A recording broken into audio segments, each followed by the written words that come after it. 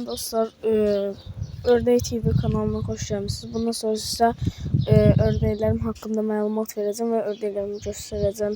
Nə tür ballarımız var. İndi ördəklərimi göstərim. Belə bir setka qurmuşam.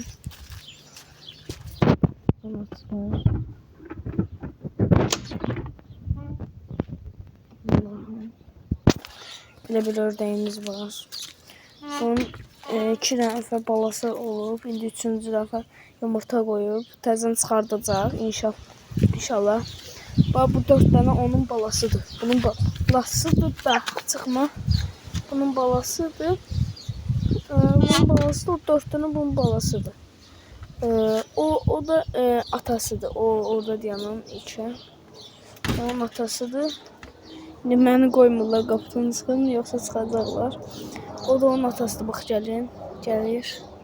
O da o. Bu onun atasıdır. Hələ bir dənə də 14 dənə övladı var. Onu da göstərəcəm sizə. Onu da göstərəcəm, amma tapa bilsəm məgər. Hara gedirlər, bağda zətdə bilmirəm. Hara gedirlər bilmirəm. Şimdi tapa bilsəm göstərəcəm. 14 dənə idi. Bu bizim setkamızdır. Burada təzə çıxan balları saxlayırıq. Yəni təzə çıxan ballar. İndi o yumurta qoyub, onlar çıxsa burada saxlayacaq. O 14 dənəni burada saxlayırıq ki, Allah eləməsin, pişik yeməsin. Yiyəcəksin. O da orada. Elə birini gördünüz. 2-3 dənəsi buradadır balların. Bir ayın ballarıdır. Biri buradadır. O birislərini bilmirəm. O da gəlirlər. Haradadır? Maşallah. Hələ bizim bir dənə də bunları yemirlər. Hələ bizim bir dənə də ördəyimiz var da. Onu balaların əmi oğlumuza söz vermişdik. Ona görə əmi oğlumuza verdik.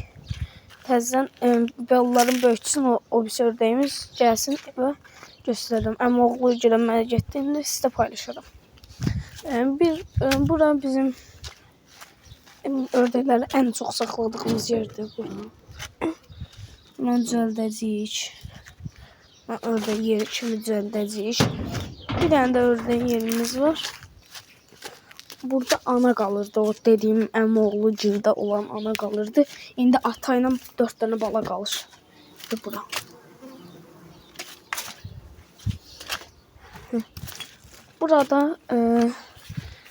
Burada balaca balaları gecə burada saxlayırıq. Əgər çıxanlar üşüməsin deyə burada saxlayırıq. Bu qədər. Sağ olun. Videomu bəyəndinizsə bəyənin atın, zəhmət olmasa. Bir də takip atın. Sağ olun. Özünüzə yaxşı baxın.